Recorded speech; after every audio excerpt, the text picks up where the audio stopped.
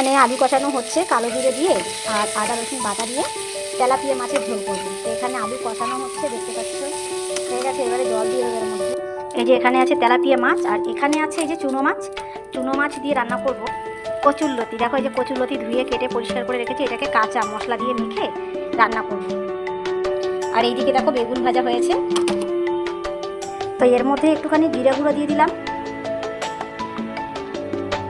এবার দেবো হলদি, তারপরে একটু কাঁচা তেল দিতে হবে, তেলটা না দিলে কিন্তু টেস্ট হবে না।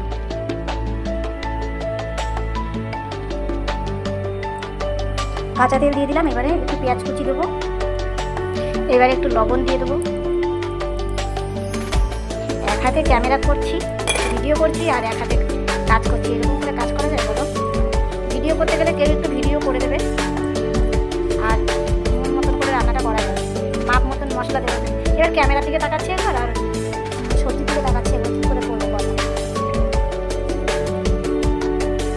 দেখো একটু হলুদ কম হয়েছে, একটু হলুদ দিতে হবে। তো দেখো ভালো করে মেখে নিয়েছি, মশলা টশলা দিয়ে মাছ টাছ দিয়ে পুরো মেখে নিয়ে এটাকে এখন রেখে দেবো কিছুক্ষণের জন্য, পরে তারপরে রান্না করব। মাছের ঝোল হলো, এবারে কচুরলতিটা রান্না করে ফেলবো, হয়ে যাবে। তো চলো বন্ধুরা, এই পর্যন্তই। ভিডিওটা অনেক লম্বা হয়ে গেল, আর ফুল ভিডিওটা দেখার জন্য সবাইকে অসংখ্য ধন্যবাদ। সবাই ভালো থেকো, সুস্থ থেকো।